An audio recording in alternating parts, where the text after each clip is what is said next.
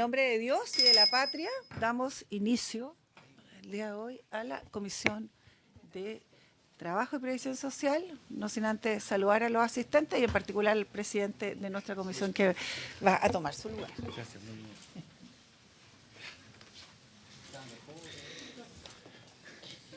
¿Sí? ¿Está mejor? Bueno. Cuenta. Ya, digámonos.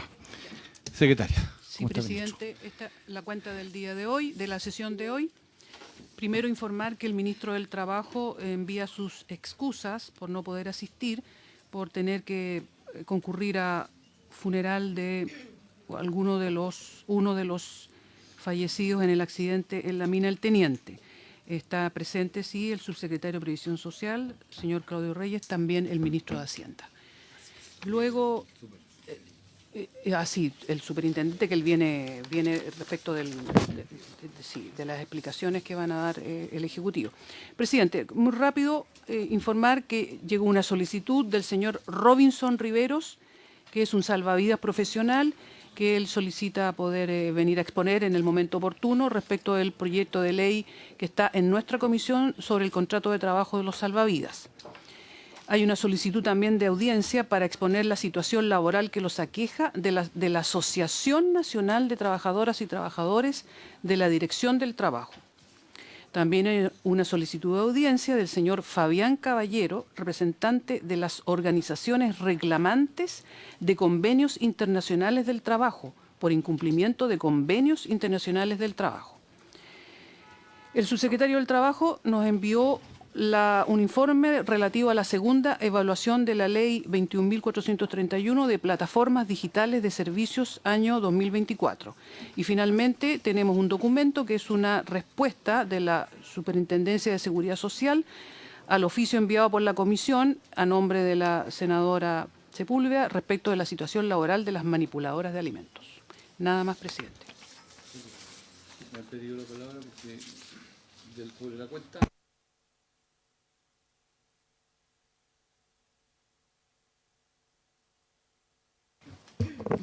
Presidente, mire, nosotros somos la Comisión de Trabajo. Yo quisiera pedir dos cosas antes de hacer el puntos varios, ¿no? Primero, la posibilidad de, dado este gravísimo accidente, ¿no?, que tuvimos en la mina El Teniente, que está en la comuna de Machalí, donde a mí me toca representar en este Senado. Y una faena tan importante donde fallecieron 6 mineros contratistas, y hay que destacar que son contratistas, esta subcontratación, ¿no es cierto?, que nos complica y que precariza, ¿no?, el trabajo.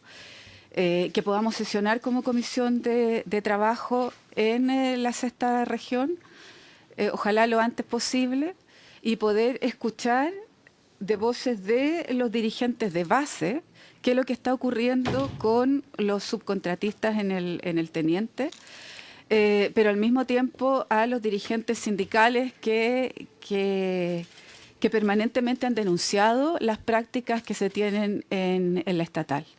Yo creo que eso es muy importante, primero eso, y segundo, a mí me gustaría pedir un minuto de silencio aquí en esta comisión, que es la comisión donde se supone que tenemos que defender a los y las trabajadoras de Chile. Esas dos peticiones, y después quiero hacer uso de la palabra para hacer las denuncias que corresponden. Eso, presidente.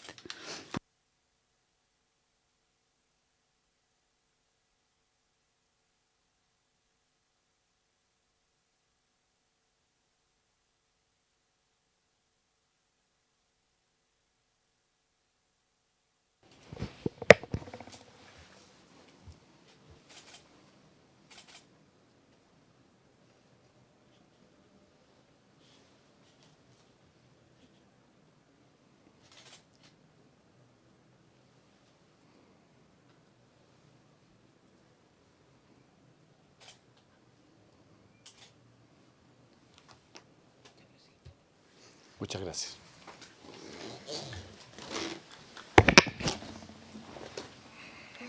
¿Sí? ¿Al tiro? Sí, al tiro.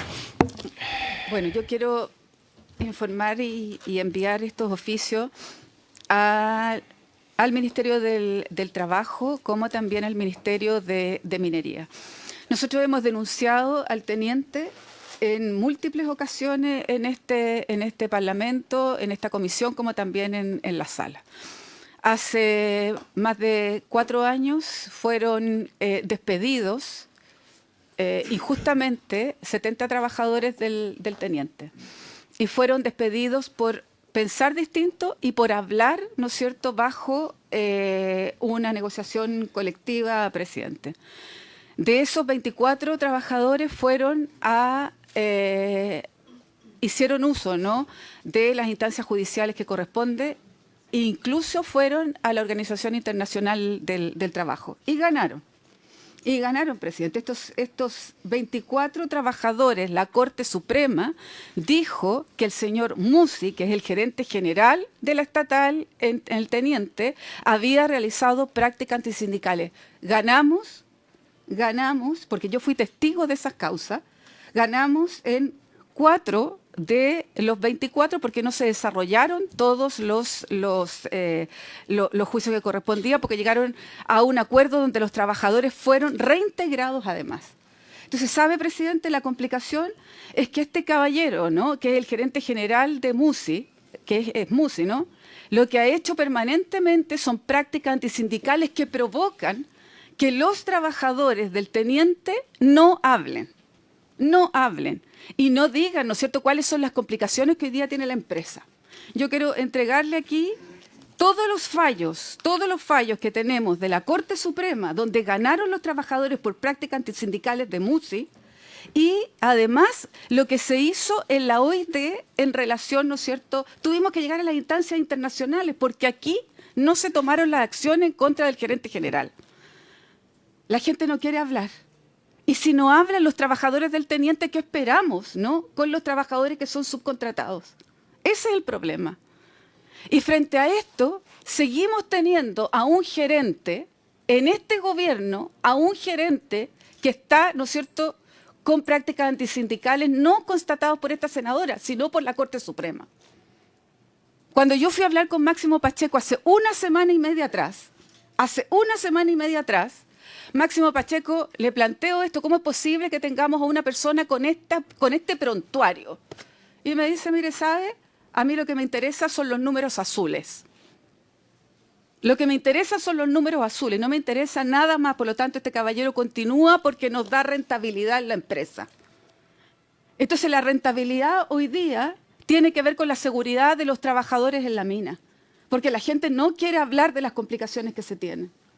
Entonces, presidente, se hizo una comisión investigadora en la Cámara de Diputados. Yo fui como testigo también de esa comisión investigadora, donde el diputado Tapia, ¿no?, plantea, y está además constatado en las múltiples conversaciones y múltiples diálogos que se dieron con los trabajadores en esa comisión, y plantea uno de los puntos más importantes, tiene que ver con la seguridad y con la función de Cernagiomín. Entonces, no digan aquí que no se tuvieron los antecedentes en el teniente. No digan aquí, ¿no es cierto?, que hoy día no tuvieron las denuncias que deberían haberse hecho. Las tuvieron. Y todos estos antecedentes que quiero entregar y que vayan a la Dirección del Trabajo, donde además estuvimos hace alrededor de 2 meses atrás denunciando las complicaciones que se tenían. Y quiero agradecer al director del Trabajo porque fue al lugar. ¿Cuánto se demoró entrar al teniente a poder fiscalizar? 3 horas en poder entrar a la Dirección del Trabajo, con toda la potestad que tiene a una estatal, al teniente, a poder fiscalizar. El fiscal, Aquiles Cubillo, se demoró 3 horas en poder entrar con la PDI a poder fiscalizar el teniente. Entonces, ¿sabe? Este es un Estado, y tienen toda la razón lo que dicen, ¿no es cierto?, los trabajadores, un Estado dentro del Estado. Codelco hace lo que quiere y el teniente hace lo que quiere. Entonces yo, mire, es una frustración tremenda como diputada, primero porque lo venimos denunciando de que soy diputada y hoy día senadora. Y nadie toma el cascabel por el gato y tuvo que ocurrir esto. La muerte de trabajadores para que esto ocurriera. yo quiero entregar toda la información que tengo, como la vamos a entregar al Ministerio Público, al fiscal Cubillos, para que lo tenga de todo lo que hemos hecho durante estos años, donde la complicación más grande es que hoy día los trabajadores están siendo despedidos porque colocan la tarjeta verde y están siendo despedidos porque no colocan la tarjeta verde. O sea, cualquiera de las dos opciones. Estamos en este minuto investigando, ¿no?, todas las licencias médicas por las cuales los trabajadores también están siendo despedidos porque quieren bajar el índice de ausentismo. Esos son los números azules que Pacheco Mate quiere hoy día mostrar que es la eficiencia. Pero esa eficiencia hoy día tiene números rojos y tiene sangre de los trabajadores. Entonces, si no hago esta denuncia aquí, que se supone, ¿no?, que tenemos una sensibilidad distinta hacia los trabajadores y trabajadoras, ¿dónde la voy a hacer y dónde se escucha? Yo espero que se llegue hasta las últimas consecuencias en esto, porque el teniente suele ocultar. Y suele ocultar los accidentes, suele ocultar los despidos, suele ocultar todo esto por los números azules. Y nadie piensa en los trabajadores, en la salud y en la vida de las personas. Yo creo que aquí hay una, lo he dicho en todas partes, una responsabilidad política que la tiene Máximo Pacheco Mate, como una responsabilidad técnica que tiene Musi. Nadie cree que esto fue un sismo geológico, nadie cree que fue un sismo geológico. Esta fue una sobreexplotación de la minera y no hay un resguardo de los trabajadores y sobre todo de los trabajadores contratistas.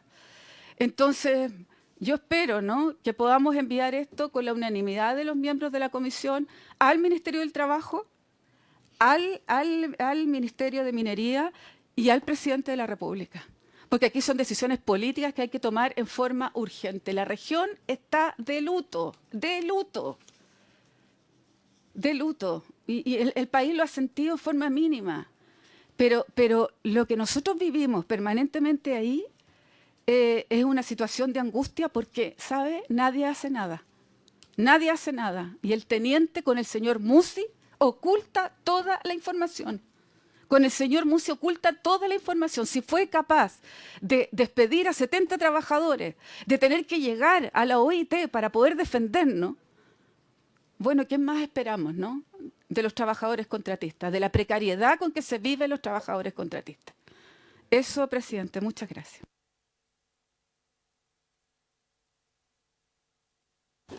Toda la investigación que hemos hecho durante todo este tiempo. Aquí está. Toda la investigación.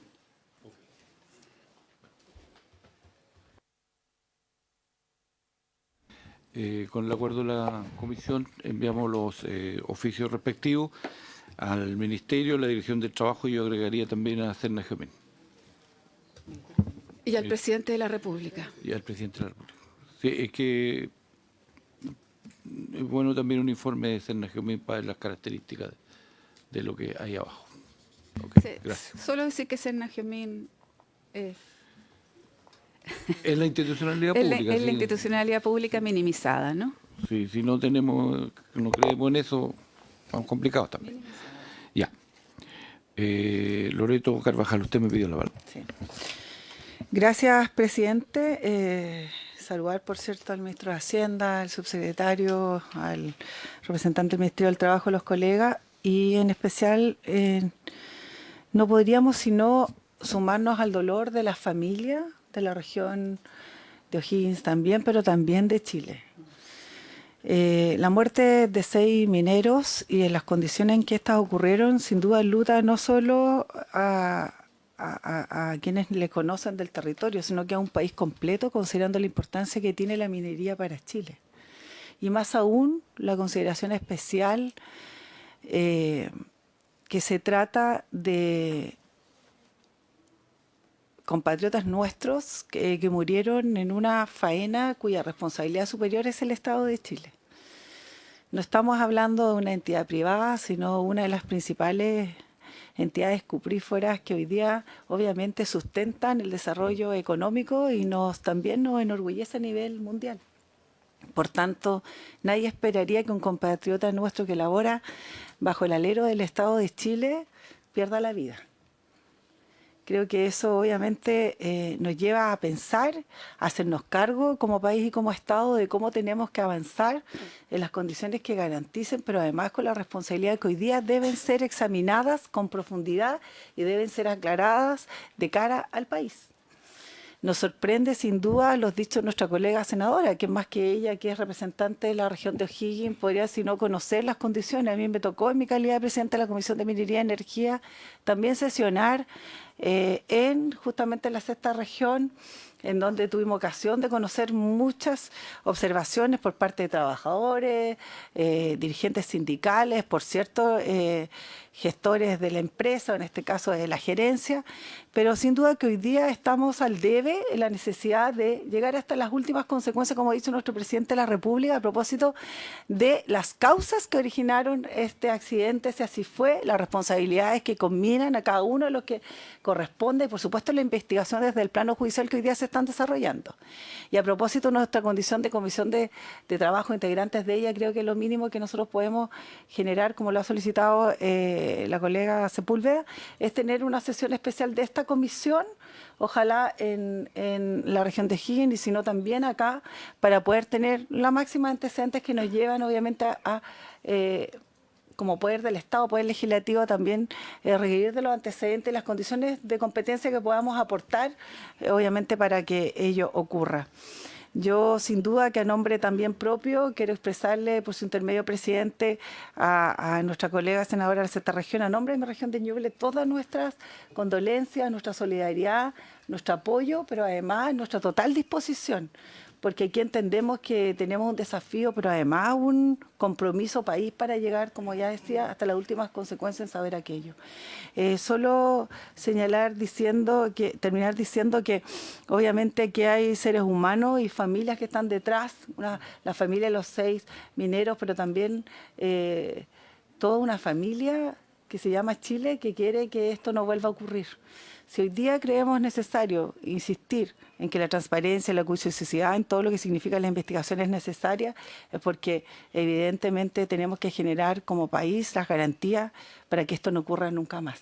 Y en esa condición, por supuesto, como senadora me sumo y obviamente expreso, como ya decía, mi condolencias a todas las familias de los 6 mineros, sus esposas, hijos, madres, tías, familia en general, amigos, pero también a nuestro colega senadora por su representación a propósito de la región donde han ocurrido estos hechos. Eso, presidente. Muchas gracias. Creo que todos adherimos a esta expresión de dolor por la pérdida de quienes laboraban en el teniente.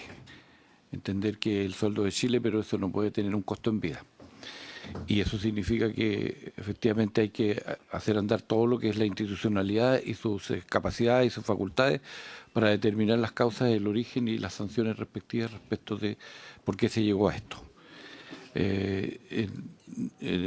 Acordamos efectuar en el minuto oportuno y en el lugar que corresponde también una sesión especial para el tratamiento de este tema, que podría ser en principio en la región o en el Congreso de la Nación, también como poder del Estado, que lo tenemos que determinar después entre nosotros.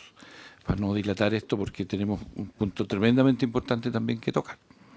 Yo voy a hacer una síntesis de un oficio que me ha llegado del presidente del sindicato MOWI del sur de Chile respecto de lo que es la aplicación de la ley 21.600 que creó el Servicio de la Biodiversidad y a las protegidas. Hay una situación pendiente respecto de derechos a los trabajadores, de reglamentación a posterior de la ley, y ellos también nos piden que vamos a Aysén a sesionar como comisión respecto de este punto. Quiero hacer entrega nomás del oficio para no dilatarlo, y esto es. ¿Sí? ¿Ya? Al tiro. Sí. ¿Está? Gracias, presidente. La verdad es que quiero, a propósito de los puntos varios, solicitar y por supuesto, agradecer por su intermedio, presidente, la presencia del ministro Marcel, a quien solicito de manera urgente poder accionar y activar lo que corresponda y que está incluido en la Ley de Responsabilidad Fiscal, sobre todo el artículo 2 y 3, a propósito de poder echar a andar este fondo de contingencia por las tasas de desempleo. En nuestra región de Ñuble ya por segundo año consecutivo hemos superado los 2 dígitos de desempleo. Hoy día ya alcanzamos, según la última cifra, de un 10,5. La tasa de desempleo, con un fuerte énfasis en el desempleo femenino. Y obviamente que tal como lo contempla la ley, y esto lo hemos venido diciendo, se lo expresé también al Ministerio del Trabajo, entendemos que hoy día el ministro no está, pero necesitamos urgentemente tener programas de apoyo para poder generar empleo en la región de Ñuble. Obviamente que la referencia concreta, la superación de los 2 dígitos en años consecutivos, no nos llevan a auspiciar o a expectar, digamos, a pronto plazo una reactivación económica desde el punto de vista de la inversión privada y pública, pero sí al menos hacer uso de este fondo de contingencia que hoy día creemos necesario a propósito de que se generan las condiciones establecidas por la ley, es decir, la superación de los 2 dígitos, y en ese contexto volver a insistir, insisto, por la necesidad que tenemos en la región y considerando además que tenemos una tasa de informalidad a propósito de aquello en la región de Ñuble que supera el 30%. Así que por su intermedio, presidente, y dado que está nuestro ministro de Hacienda, ojalá podamos activar y lo solicito con urgencia por las necesidades que tenemos en la región. Alejandra, espérate, antes, ministro, va a usar el tiempo para lo que plantea la senadora. Ya, ok. Alejandra. Mire, presidente, yo no quiero ser majadera, pero acabo de recibir un comunicado de Rancagua en donde la Central Única de Trabajadores de Cachapual, que es donde está la mina, en conjunto con los sindicatos contratistas de Codelco El Teniente, están convocando a medios de comunicación porque denuncian el traslado de trabajadores a la faena minera, a pesar de las recientes advertencias del Servicio Nacional de Geología y Minería. La autoridad, ¿no es cierto?, ha indicado, Sernagiomín, que las labores mineras no deben reanudarse hasta que se garantice que los riesgos asociados a la extracción sean aceptables para el proceso productivo tras los acontecimientos de público conocimiento.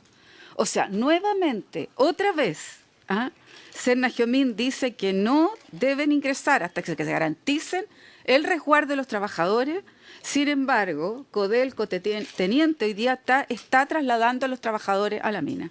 Yo quiero dejar esto aquí para el conocimiento de la comisión, pero nuevamente actuando, ¿no es cierto?, como a ellos se les plazca.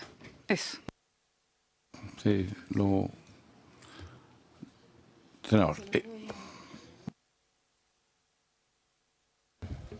Muy buenas tardes.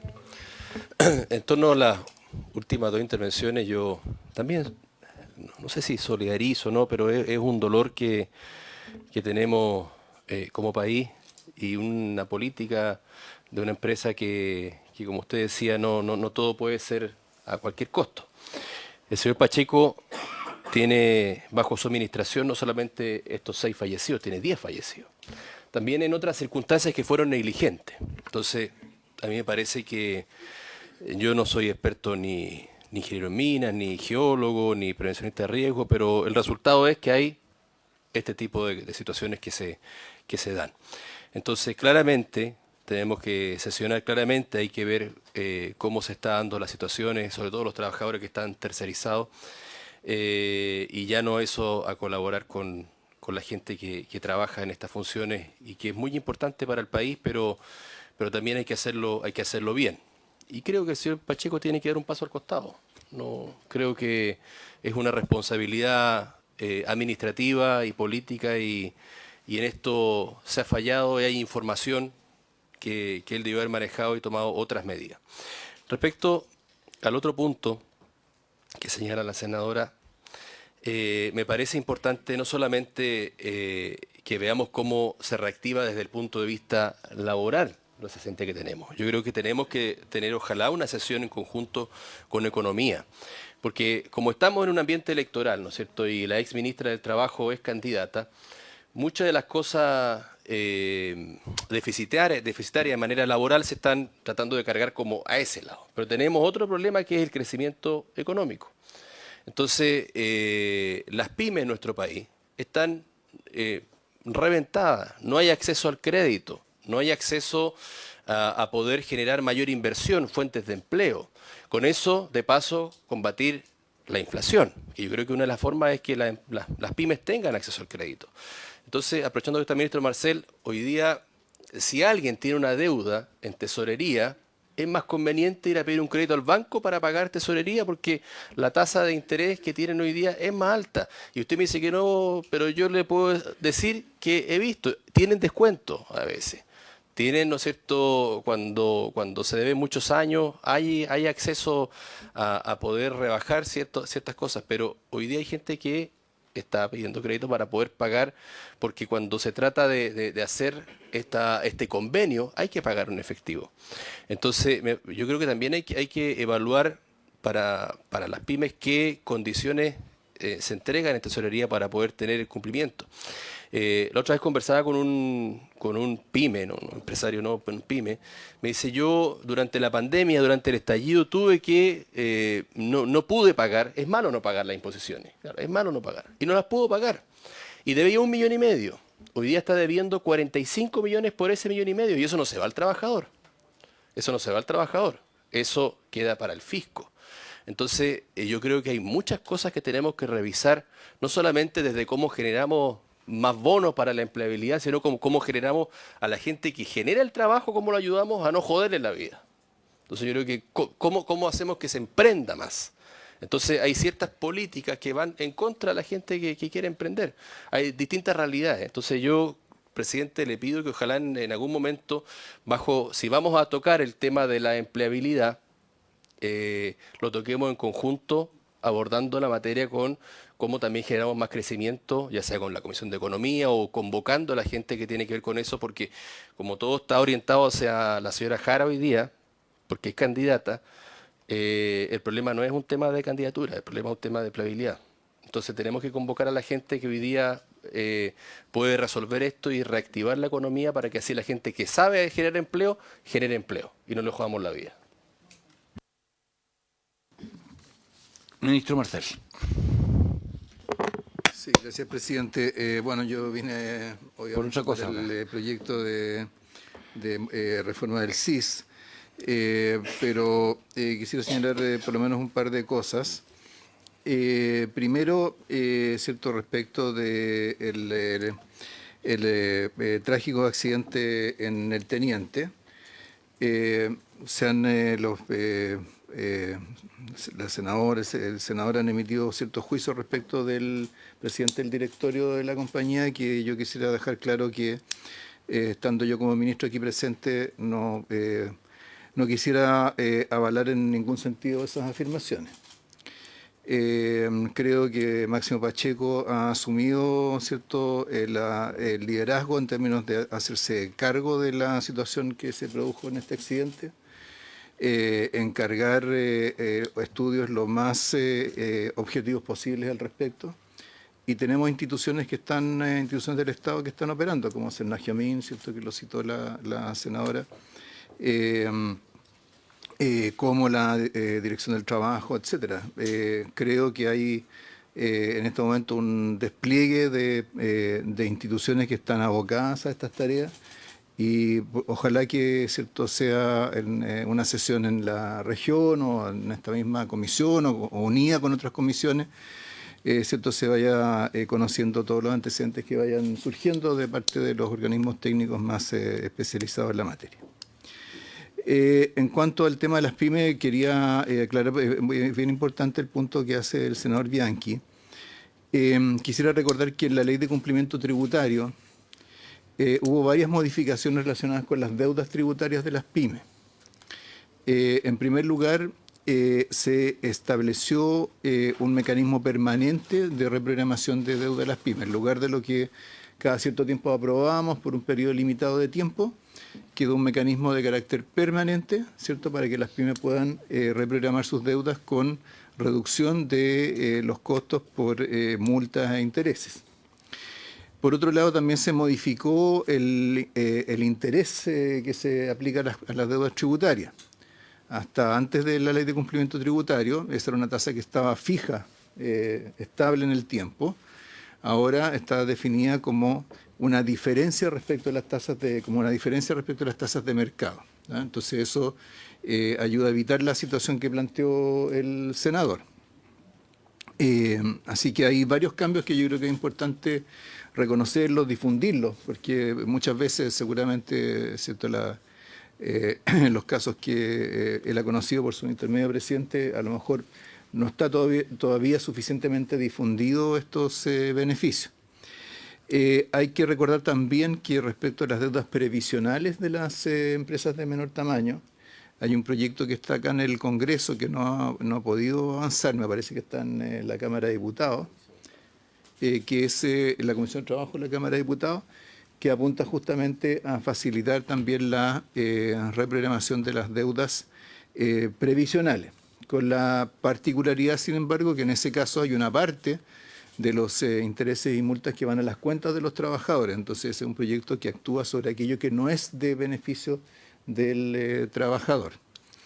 Y por último, ¿cierto?, se ingresó al Congreso Nacional el proyecto de modificaciones tributarias en beneficio de la clase media, que busca beneficiar a 900.000 pymes en todo Chile, con reducción de la carga tributaria de manera permanente y con un régimen tributario simplificado para aquellas microempresas que están iniciando sus actividades, con un monotributo social en el caso de los microemprendimientos de carácter social que son apoyados por el FOSI y otras instituciones. Así que hay mucho material también en ese proyecto que va justamente dirigido a ese sector como parte, por cierto, de la clase media, porque el proyecto, cierto, tiene también beneficios para los contribuyentes que pagan arriendo, para los adultos mayores que son propietarios en relación a las contribuciones de bienes raíces. Así que creo que,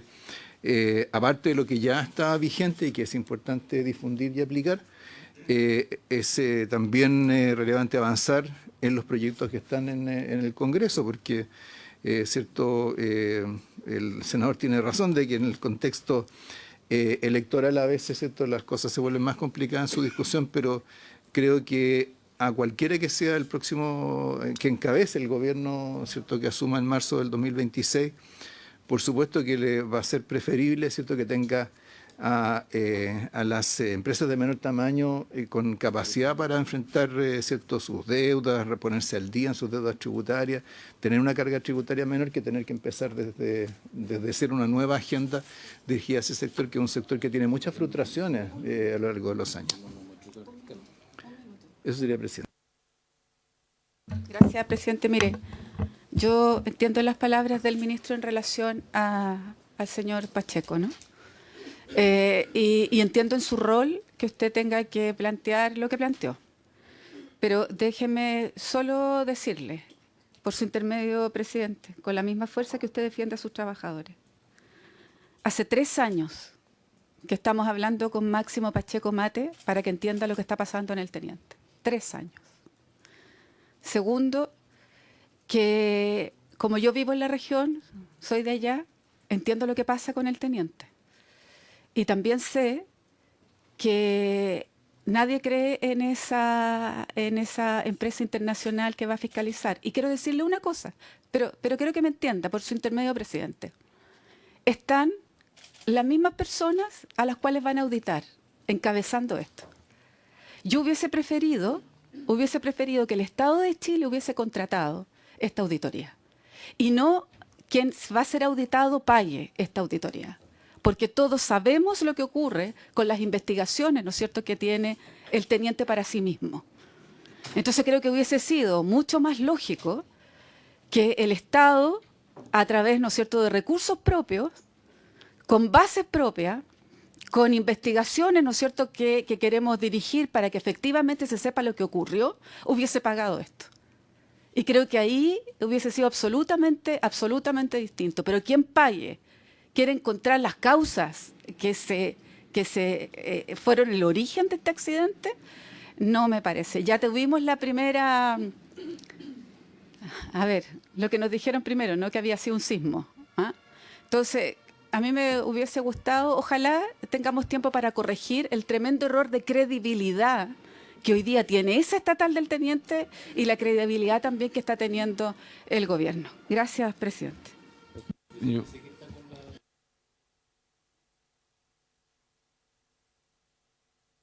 Aludidos mucho, respondió no.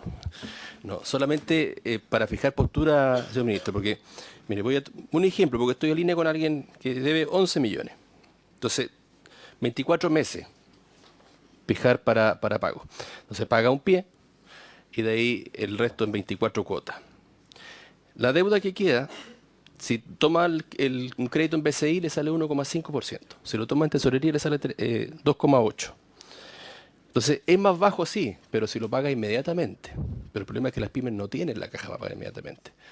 Entonces, ahí es donde quizás donde hago el llamado y quizás la precisión, no estamos hablando quizás distintamente, sino que en cómo se realiza la acción. Entonces, no me voy a discutir de economía con usted porque va a salir perdiendo, pero solamente eso, el ejemplo empírico, digamos, de lo que me refería. Puede seguir, Ok, presidente. ya. Como vamos seguramente a hacer esa sesión aliada entre economía y trabajo, ahí discutiremos y veremos todos los puntos y les pido que ahí se planteen todas las dudas y invitaremos al ministro y al ministro de Economía, que es donde está alojada además la oficina que fomenta las pymes y las guías. Entonces, les pido eso porque el punto porque estamos convocados es tremendamente importante. A esto vinimos, si no, y importa muchísimo para el país todo esto. Entonces les pido eso. ¿Sí? Gracias, presidente. Sin abusar de la presencia del ministro Marcel, pero es obviamente muy importante para nosotros que esté. Pero solo una solicitud a propósito de dejarla planteada. Primero, felicitarlo porque las sumas han sido favorables, la más que el último, lo que implica que hay un quehacer del Ministerio de Hacienda que va en buen camino. Brotes verdes o algo así, dijeron alguna vez. Dije, no lo digo por usted, pero...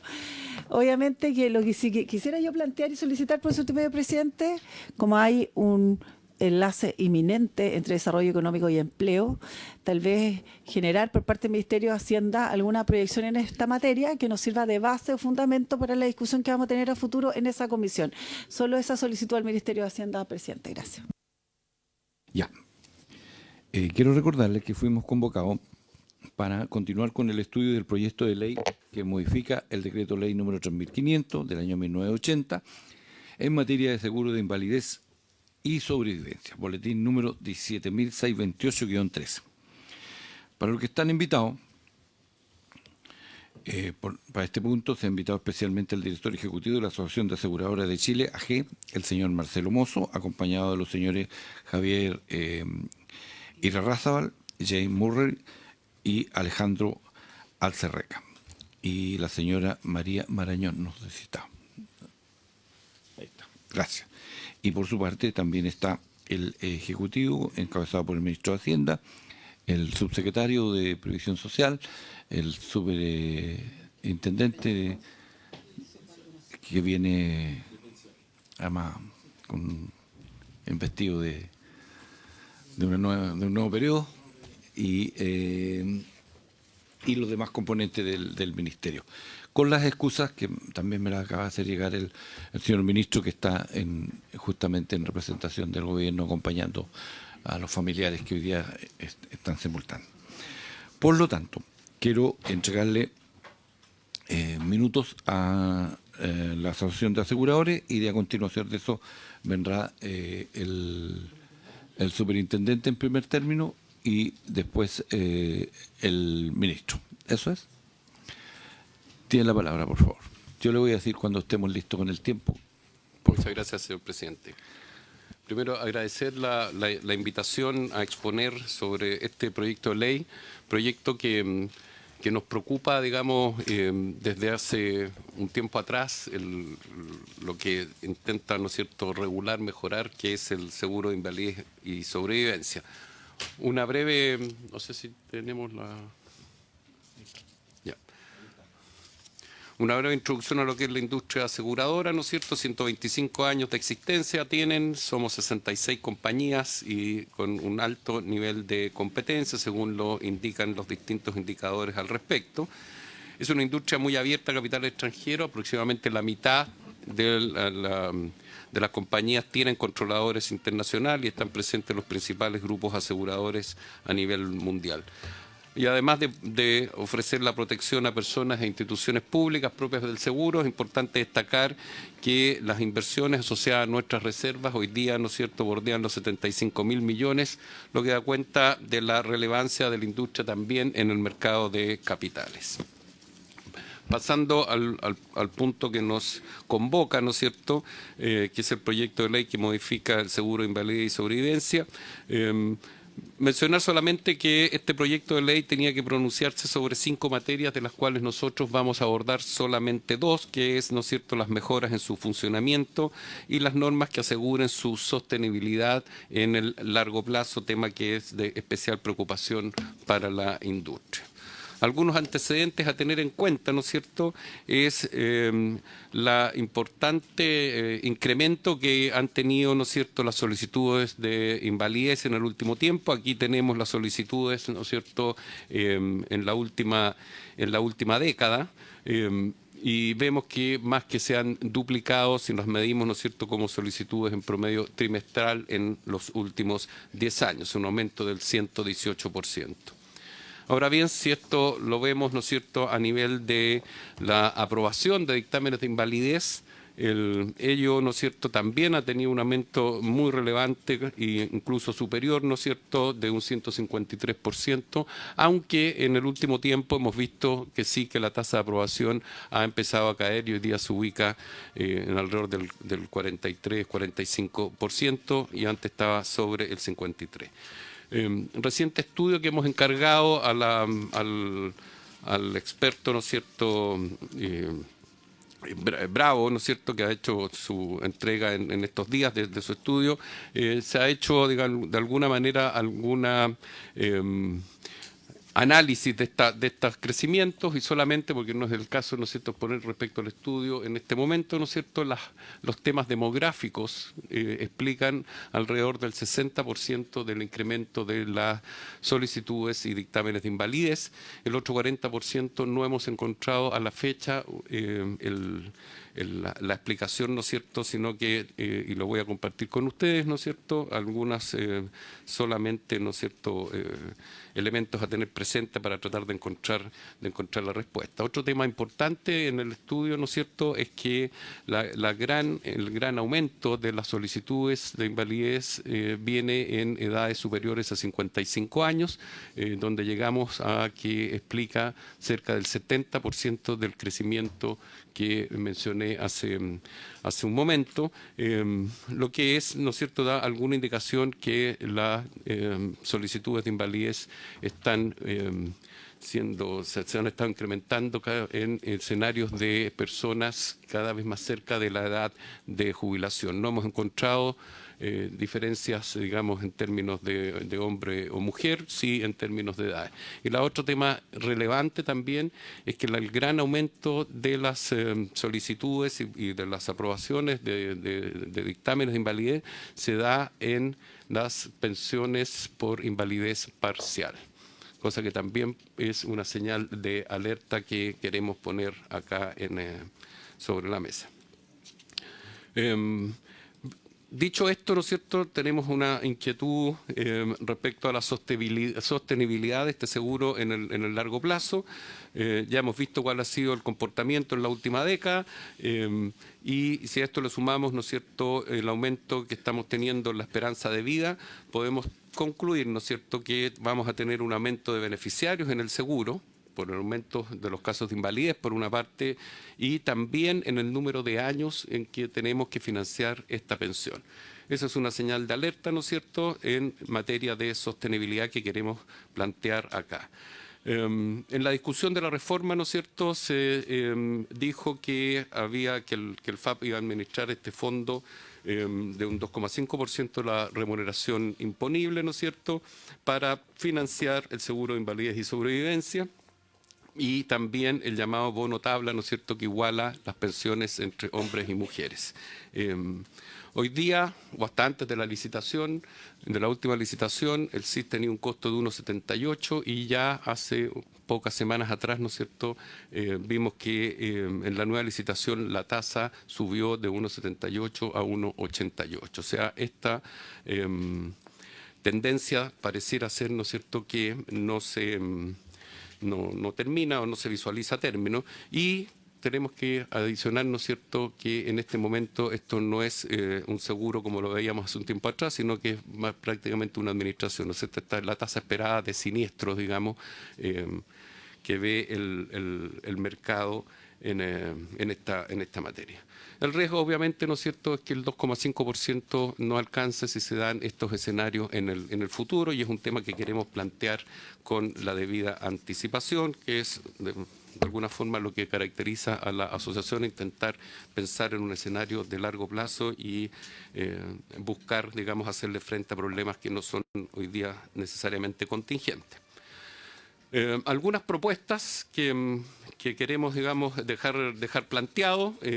Obviamente, como les decía, esto no podemos desarrollarlas hoy día en detalle, pero estamos absolutamente disponibles, ¿no es cierto?, y estamos a disposición de las autoridades para hacerlo. Primero es volver a las licitaciones originales del CIS, esto es tasa de riesgo. Creemos que eso, de alguna manera, alinea los incentivos para una adecuada gestión del seguro, ¿no es cierto?, cuando hay una prima de por medio y no una administración solamente en que puede que no existan los suficientes incentivos para hacer una buena gestión de la siniestralidad. Ya les comenté, ¿no es cierto?, que esto es relativamente urgente. En la última licitación por administración, igualmente la tasa subió de 1,78 a 1,88. Otro tema que viene planteando la industria desde hace bastante tiempo tiene relación con igualar o cerrar la asimetría que tiene hoy día, ¿no es cierto?, la invalidez asociada al sistema de pensiones versus la invalidez asociada a la ley de accidentes del trabajo. Un cuadro como aparece ahí, ¿no es cierto?, y solamente para poner en perspectiva, ¿no es cierto?, las tasas de reemplazo en el caso del seguro de invalidez y sobrevivencia son 50% para la invalidez parcial y 70% para la invalidez temporal. En el caso de la ley de accidentes del trabajo, 35%, menor tasa de reemplazo, ¿no es cierto?, para el caso de invalidez parcial y 70% en el caso de la invalidez total. Los porcentajes de menoscabo para definir la invalidez, 50% y 2/3, digamos, en el caso del seguro de invalidez y sobrevivencia, en el caso de la ley de accidentes del trabajo, 40% y 70%. Pero lo más importante, a nuestro juicio, es el límite de edad para recibir pensión. En el caso de la ley de accidentes del trabajo, ¿no es cierto?, se recibe pensión hasta los 65 años. En el caso del CIS no hay límite y se recibe una pensión vitalicia. Aquí quisiera destacar un punto. La cobertura del seguro de invalidez y sobrevivencia, ¿no es cierto?, dice relación con la pérdida de la capacidad de trabajo. No es necesariamente una invalidez desde el punto de vista eminentemente médico, sino que es la pérdida de capacidad de trabajo y, por lo tanto, el beneficio tiene que ver también o debiera ser aplicado al momento, digamos, de que la persona es activa y no pasiva, y además se cierra una asimetría que creemos, ¿no es cierto?, que es importante hacerlo. Solamente para graficar, una persona que tiene un accidente en bicicleta volviendo al trabajo tiene un determinado beneficio. Si esa misma persona tiene el mismo accidente pero yendo al supermercado, tiene un beneficio absolutamente distinto. Creemos que ese tipo de asimetría es momento de hacernos cargo de ella y aprovechar la discusión de este proyecto de ley para hacer las mejoras que correspondan, entre otras, esta que les acabo de mencionar. Si nosotros llegamos, ¿no es cierto?, y ajustamos la cobertura al seguro a la ley de accidentes del trabajo, nuestras estimaciones, ¿no es cierto?, nos dan que se produciría un ahorro de alrededor de 0,5 puntos de cotización, 0,5 puntos de cotización que pueden ser destinados o a la mejora del sueldo líquido de las personas o a entregar un nuevo beneficio que también hemos propuesto, como por ejemplo el seguro de dependencia para adultos mayores no autovalentes, situación que también vamos a tener que asumir con urgencia como país, ¿no es cierto?, dado lo que estamos viendo en materia de longevidad y envejecimiento de la población. vamos a tener cada vez más jóvenes, menos jóvenes que cuiden a nuestros ancianos y por lo tanto preocuparse de un seguro de dependencia también es algo que creemos que como país debemos empezar a hacer desde ya. Algunas otras propuestas, ¿no es cierto?, que aparecen en el estudio encargado, como les decía, a David Bravo y que prontamente vamos a hacer público en un seminario. Ya les había dicho que él encuentra que alrededor del 60% solamente del aumento, ¿no es cierto?, de las solicitudes y aprobaciones, ¿no es cierto?, dice en relación con temas demográficos, y explicar el otro 40% está siendo cada vez más difícil. ¿Y por qué es muy difícil? Porque no contamos con la información para poder hacer un diagnóstico certero de qué es lo que está pasando. Tenemos un problema y no tenemos hoy día la información suficiente, a juicio experto, ¿no es cierto?, en este caso de David Bravo, y que nosotros también compartimos. No existe la información para poder realmente hacer un diagnóstico claro respecto a por qué el otro 40%, dónde viene el otro 40% de incremento en las pensiones. Entonces, una de las recomendaciones es precisamente armar desde ya una mesa, ¿no es cierto?, que pueda hacer seguimiento y obtener información a nivel de las distintas instituciones que participan, públicas y privadas, el propio SAF, la CMF, la Superintendencia de Pensiones, Suceso, las administradoras de fondos de pensiones y las aseguradoras, de forma tal de empezar a trabajar desde ya intentando encontrar la explicación de lo que en nuestro juicio hoy día no tenemos. La otra cosa que también es relevante y que también debiera ser materia de discusión en este proyecto de ley es darle, ¿no es cierto?, a la dirección del FAP, ¿no es cierto?, un rol relevante y en el sentido que se haga responsable de controlar, monitorear y gestionar todo lo que tenga que ver con el seguro de invalidez y sobrevivencia, dado que él es el principal implicado en caso, ¿no es cierto?, de que este seguro se transforme en no sostenible. Por último, cosas que también invitamos a analizar, ¿no es cierto?, y que tiene que ver también con lo que nosotros le mencionaba hace un momento. Hoy día, un mismo diagnóstico médico, en términos de pérdida de capacidad de trabajo, probablemente su impacto sea distinto. Por lo tanto, tenemos que empezar a trabajar, ¿no es cierto?, en todo lo que son los procedimientos metodológicos y las tablas, ¿no es cierto?, asociadas a lo que es cómo determinamos hoy día, ¿no es cierto?, la pérdida de capacidad de trabajo. Hemos visto, ¿no es cierto?, cambios absolutamente acelerados en nuestra vida cotidiana y por lo tanto también en nuestra vida laboral y por lo tanto no necesariamente el mismo diagnóstico hace unos años atrás, dado la tecnología en el tratamiento médico como también la tecnología en el mercado del trabajo, ¿no es cierto?, provocan la misma merma en la capacidad de trabajo. Es algo que tenemos que ir actualizando y trabajando regularmente para poder estar a tono con lo que es hoy día, ¿no es cierto?, nuestra realidad en el mercado del trabajo.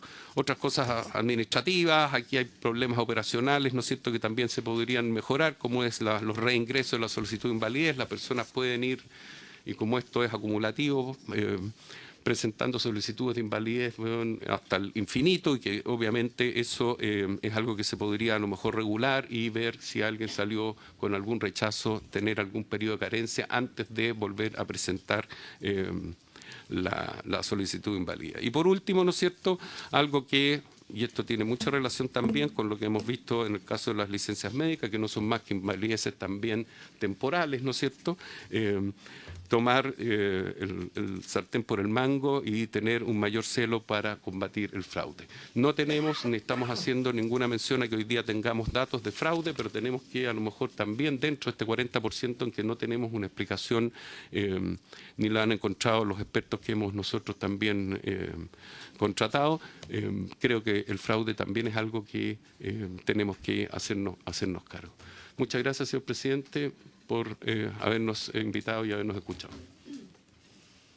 Muchas gracias. Entonces, a continuación va a hacer la exposición el señor ministro Mario Marcel y después el superintendente y después voy a ofrecer la palabra. Ministro. Sí, muchas gracias, presidente. Yo me voy a referir a los temas más financieros y de carácter más agregado relacionado con el seguro de invalidez y sobrevivencia como parte del seguro social. Y el superintendente entiendo que va a desarrollar algunos de los otros temas que se han planteado. Hay una presentación, no sé si se puede mostrar. ¿Ahí? Ah, pero está en papel, ya. Bueno, ahí hay una primera lámina en que se muestra cuál ha sido la variación histórica de la prima del seguro de invalidez y sobrevivencia.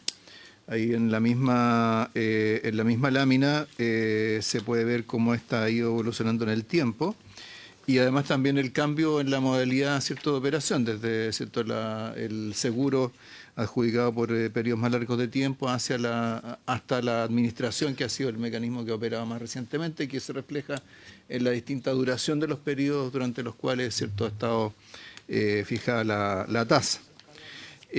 Ahí está, en celeste está la tasa del CIS y en negro la tasa de las mujeres, reflejando en buena medida esa diferencia, que ha habido un cierto aumento en el caso de los hombres. El análisis de sustentabilidad del Fondo del Seguro Social, ustedes recordarán porque se presentó en varias oportunidades acá en esta misma comisión, lo desarrolló el Ministerio de Hacienda sobre la base de un modelo actuarial que fue incorporando todos los beneficios a cargo del FAP. Durante la tramitación del proyecto, ¿cierto?, al elaborar el informe de sustentabilidad del Fondo Autónomo de Protección Previsional, se consideran variaciones de la tasa de la prima del CIS en el rango de 1,5, que es el promedio histórico, pasando por 1,7, que ha sido el promedio de los últimos años, hasta llegar a un 2%. Estas simulaciones hay que destacar que se hacen considerando un valor de la prima de carácter permanente. O sea, puede haber ciertas situaciones en las cuales la prima salta, sube, baja, como se veía en el gráfico anterior. Pero lo importante para efectos de estas proyecciones es cómo evoluciona de manera más permanente o estable esa prima. Estas simulaciones se hacen considerando todas las obligaciones de pago de beneficios del fondo que fueron parte de la reforma de pensiones, es decir, incluyendo la compensación por expectativa de vida a favor de las mujeres y el beneficio por años cotizados, así como el pago de los bonos del mecanismo de cotización con rentabilidad protegida. Y se hace variar la tasa del CIS para ver, ¿cierto?, cómo cambia las proyecciones del fondo frente a distintos valores de esta prima. Entonces, si vemos la lámina siguiente, ahí están graficados 4 escenarios. Primero está el escenario base, que es el que considera la tasa de 1,5%. Ahí, como se ve, ¿cierto?, el fondo crece de manera rápida, más o menos hasta el año 2050. De ahí reduce su ritmo de crecimiento, pero después más adelante tiene un crecimiento más significativo. Luego está el escenario con una tasa de 1,7 puntos, que es, ¿cierto?, como mencionaba, el promedio de los últimos años. Ahí el crecimiento es algo más lento, se tiende a estabilizar de manera más marcada entre el 2050 y el 2075, para después nuevamente subir. Y luego están los escenarios con tasas de 1,9 y 2 puntos. Es recién esta última cuando ya aparece, ¿cierto?, cuando ya la curva, que correspondería a la línea roja, ya se va a la zona negativa, es decir, se requeriría una tasa permanente del CIS de 2% para que el escenario, para que el fondo no fuera sustentable y recién comenzaría a decrecer a partir del año 2050. Ahora, ¿cuál es la probabilidad de que eso ocurra? La probabilidad de que la tasa de la prima del CIS esté en forma permanente en 2% o que supere de manera permanente el 1,7 son relativamente bajas, no son consistentes con lo que ha sido la evolución histórica de la prima desde el 2008. Por supuesto que puede ocurrir que en algunos periodos, ¿cierto?, sobre todo si se recurre al mecanismo del fondo administrado, pase por arriba de esta cifra. Pero lo importante aquí es qué es lo que está ocurriendo de manera más sostenida en relación a la tasa del seguro. Ahora, la ley de reforma previsional se puso en estas circunstancias, primero como una cuestión de carácter más general, porque establece, ¿cierto?, que para velar por la sustentabilidad financiera del FAP a lo largo de las generaciones, su administrador debe permanentemente monitorear su sustentabilidad por medio de estudios técnicos y actuariales. El administrador del FAP tendrá un comité actuarial que evaluará y propondrá al Consejo Directivo su puesto actuarial y proyecciones de cotizaciones y beneficios futuros para el fondo. Esto para el fondo en su conjunto. La función actuarial del administrador del FAP deberá ser relevada en el proceso de gestión de riesgos del referido administrador y será supervisada por la Superintendencia de Pensiones. Y finalmente señala que cada 3 años el administrador deberá realizar un estudio actuarial que permita evaluar la sustentabilidad financiera del fondo por un horizonte de al menos 75 años y que a partir de este estudio normado por la Superintendencia de Pensiones y evaluado externamente, el administrador podrá proponer al presidente de la República ajustes para lograr la sustentabilidad del fondo o para estabilizar su tamaño si existen recursos en exceso según corresponda. Todo eso todavía es la ley 21.735, o sea, la ley de reforma previsional. Y en este proyecto de ley se agrega que el administrador del FAP deberá monitorear en forma periódica el costo de la contratación del SIS, para lo cual podrá analizar, entre otros elementos, la información sobre la población expuesta y la siniestralidad del seguro. Para el cumplimiento de esta función, el administrador del FAP estará facultado para solicitar la información necesaria a instituciones públicas y privadas, las que a su vez estarán obligadas a entregar la información que les sea solicitada, ¿no? Es decir, todo el tema de asegurar la sustentabilidad del Fondo del Seguro Social quedó ya normado en el proyecto o en la ley de la reforma previsional.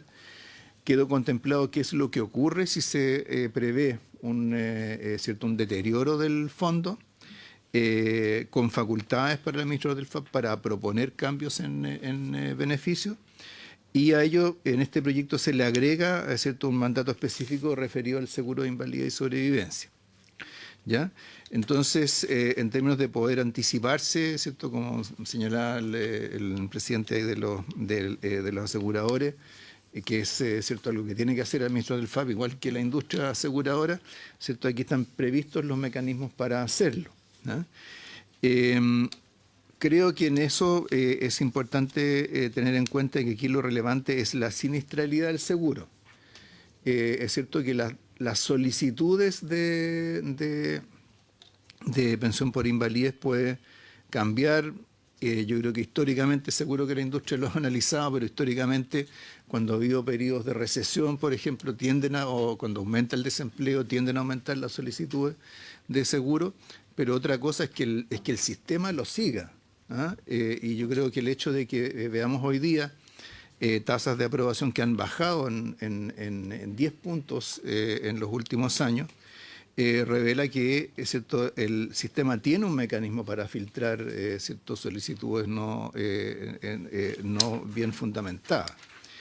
En ese sentido, creo que, a propósito que se cita el estudio de David Bravo, él sacó, no sé, yo vi por ahí un titular que decía que no fuera a pasar lo mismo que pasa con el tema de las licencias médicas. Y yo creo, y no sé, yo creo que quizás si su intermedio presidente se puede preguntar a la industria, pero no sé si es comparable, ¿cierto?, lo que significa el otorgamiento de una licencia médica por parte de un médico con el otorgamiento de una pensión de invalidez. Me parece que institucionalmente como proceso es bien diferente, pero no sé, ustedes conocen mejor esa parte, así que pueden comentarlo, pero me pareció a mí una afirmación un poquito temeraria. Pero insisto, esto es para enfatizar que aquí lo relevante es la siniestralidad del seguro, porque puede ser que por distintas razones, ¿cierto?, las personas pueden aumentar sus solicitudes. A veces también se generan ciertas como industrias de asesoría en torno a estos temas, y eso es lo que debería monitorear el administrador del FAP. Dicho eso, presidente, quería sugerirle a la comisión que invite al Consejo del FAP, porque ellos ya se constituyeron. Ya yo los fui a ver ayer, ya tienen su director general, ¿cierto? Ya están armando el equipo ejecutivo. Entonces es importante reconocerlos como un actor en esta discusión, porque en buena medida gira en torno a lo que ellos van a hacer vis a vis otros actores del sistema de pensiones. Y así además pueden aprovechar de verlos ya trabajando y constituidos, ¿no? Así es. Eso sería por mi parte, presidente. Gracias, ministro.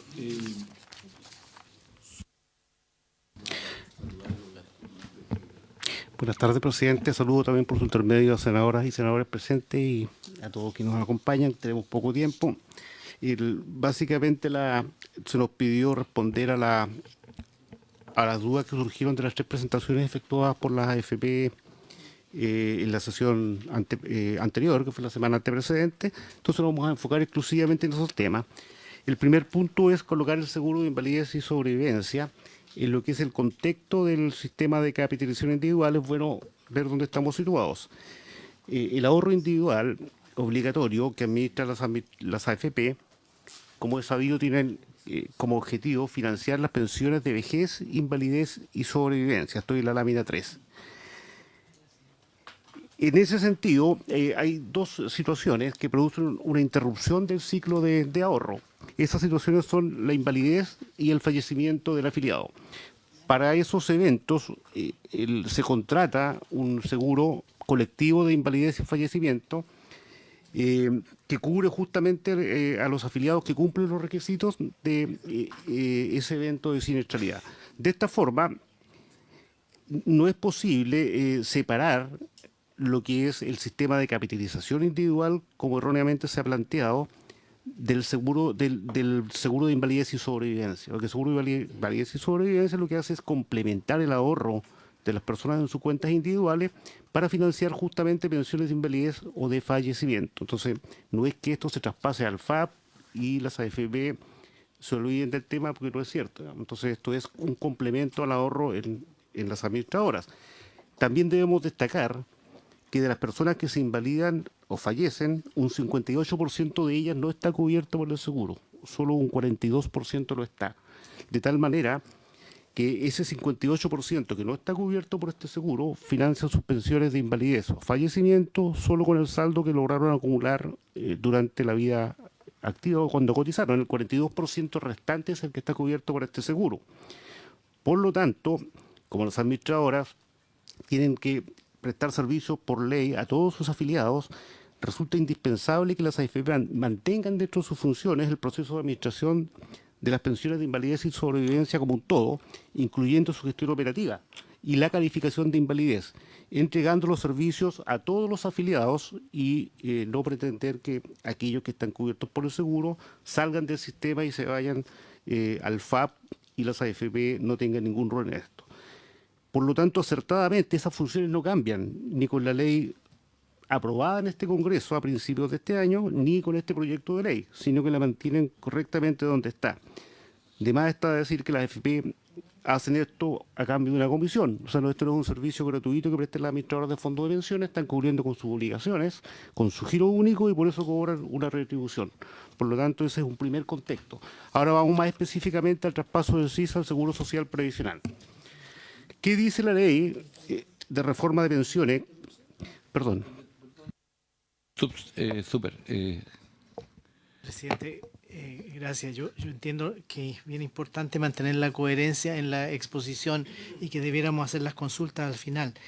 Pero su presentación tiene una afirmación que yo no la logro comprender y es la referida a que el 58% de los pensionados de invalidez y sobrevivencia del 2024 no estaban cubiertos por el seguro de invalidez y sobrevivencia. ¿No están todos nuestros trabajadores obligados a cotizar el seguro de invalidez y sobrevivencia? ¿Por qué hay personas que se pensionaron por invalidez y sobrevivencia pero que no estaban cubiertos? Esa es mi consulta. Gracias, presidente. ¿La pudiera responder? Sí, señor presidente. Para estar cubierto por el seguro de invalidez y sobrevivencia se deben cumplir ciertos requisitos. Fundamentalmente son los siguientes. Para un trabajador dependiente tiene que haber cotizado, tiene que haber estado puede estar un máximo de 12 meses sin cotizar. Si se produce un siniestro, se invalida o fallece, y durante los 12 meses anteriores estuvo sin cotizar, podría estar cubierto siempre que en el año anteprecedente haya cotizado al menos 6 veces. O sea, hay un lapso móvil hacia atrás de 12 meses en que no cotizó, y los otros 12 meses anteriores a eso tiene que haber cotizado 6 meses. Si no... Exacto. Si no ocurrió eso, si un trabajador, por ejemplo, que está cesante o que nos dejó de cotizar hace 2 años, no está cubierto. Además, un trabajador independiente que fallece o se invalida tiene que haber cotizado el mes inmediatamente anterior al siniestro. Si no cotizó el mes inmediatamente anterior al siniestro, no está cubierto. Entonces ahí una primera cosa, no es un universo de 100% que está cubierto, sino que es menos del 50%, y la administradora tiene el deber de proporcionar este servicio al 100% de sus afiliados. Entonces, ese es un primer punto. Ahora, más específicamente respecto a lo planteado. Ya, gracias, señor presidente. La ley de reforma a las pensiones establece que el CIS se tiene que traspasar al FAP. Eso es lo que dice la ley de reforma a las pensiones. Ahora, ¿a qué se refiere el traspaso? Aquí hay como una confusión de qué significa el traspaso. Siempre se pensó esto en el financiamiento del CIS, en la contratación del seguro y la responsabilidad final del pago de los beneficios, que son elementos fundamentales del seguro. Pero en ningún caso se pensó que el proceso de calificación de invalidez, en el cual la administradora de fondos de pensiones tiene un amplio expertise, o el resto de los procesos asociados a la obtención y cálculo del beneficio, tengan que ser separados de las funciones de la AFP. Toda esa información la tienen las administradoras y, por lo tanto, no debe y no corresponde que las administradoras salgan de este proceso en este momento. El PDL tampoco cambia la relación del afiliado con el proceso de solicitud de pensión. Se ha dicho erróneamente que las personas tendrían ahora muchas más dificultades, sería mucho más complejo acceder a este seguro. No es cierto. En nada cambia esto. Lo único que cambia son las relaciones internas entre el FAP, las administradoras previsionales y las compañías de seguros de vida. Pero el afiliado no va a tener ninguna complejidad adicional ni con la ley aprobada por este Congreso ni con este proyecto de ley. El afiliado va a seguir exactamente viendo los mismos procesos, solo hay una optimización distinta entre las entidades. La ley dice, la reforma, que el CIS seguirá rigiendo, se lo dice explícitamente, por el 3500, en todo lo que nos reguló la ley 21.735, y que a contar de agosto de 2026, eso ya está legislado, el CIS será financiado por el FAP. Por lo tanto, en agosto del próximo año corresponderá que las cotizaciones que financian este seguro vayan directamente al FAP y no a las administradoras como es ahora. Ese proceso de transición que está bien normado por este Congreso es para que justamente el FAP pueda ajustar todos sus procedimientos y también las administradoras para que la recaudación vaya directamente al FAP. El PDL en discusión actualmente complementa la ley, tal como señalé antes, traspasando los procesos que no se alcanzaron a legislar por razones que todos conocemos. ¿Y qué es lo que traspasa? El proceso de licitación, de adjudicación, contratación y responsabilidad final del pago al FAP. Esto es muy importante porque hoy día la licitación está a cargo de las administradoras. Nosotros tuvimos aquí una comisión investigadora que duró muchos meses, como 7 meses, donde una de las críticas y recomendaciones de la comisión fue desligar el proceso de licitación, el proceso de contratación del seguro entre las administradoras previsionales y las compañías de seguros. ¿Por qué? Porque hay nexos de probidad, es decir, hay empresas matrices de las AFP que también son matrices de las compañías de seguro. Eso fue un punto que representaron con fuerza en ese momento los parlamentarios en la comisión investigadora, y esto se soluciona acá. Y lo que se hace acá es que se saca la licitación de las AFP, se va al FAP, y además los incentivos quedan exactamente bien alineados porque el FAP tiene que velar por la sustentabilidad, y uno de los elementos fundamentales para la sustentabilidad del FAP es que el CIS sea sustentable. Entonces, ¿quién debe licitar esto? Es el FAP. Eso es lo correcto. Ahí están los incentivos bien puestos y se traspasa correctamente, y lo que se propone es, y que este Congreso lo estima pertinente, que esas licitaciones y esa contratación del seguro se vaya al FAP. Además de eso, la responsabilidad final del pago hoy día de los seguros es de las administradoras de pensiones. Si las compañías de seguros hoy día no pagan el CIS, si se produce insolvencia de una compañía, sigue la responsabilidad de las AFP, y si la AFP no paga, recién el Estado entra. Aquí se está traspasando esa responsabilidad al FAP. Entonces son cambios grandes lo que hace este proyecto de ley, no son cosméticos. Entonces, lo que señalábamos es que la ley aprobada este año dice que el SIS continuará rigiendo por el 3.500 en todo lo que no cambió la reforma. La reforma dijo a su vez que a contar de agosto del próximo año el SIS será financiado a través del FAP, las cotizaciones van directo al FAP, y que el proyecto de ley, por lo tanto, en discusión, complementa lo que faltó anteriormente, traspasando ahora la licitación, adjudicación, contratación y responsabilidad final del pago al FAP. El PDL sí, cierto, es importante, no modifica en nada el contenido de la ley 21.735, no está reabriendo la discusión, solamente complementa lo que ya quedó comprometido antes.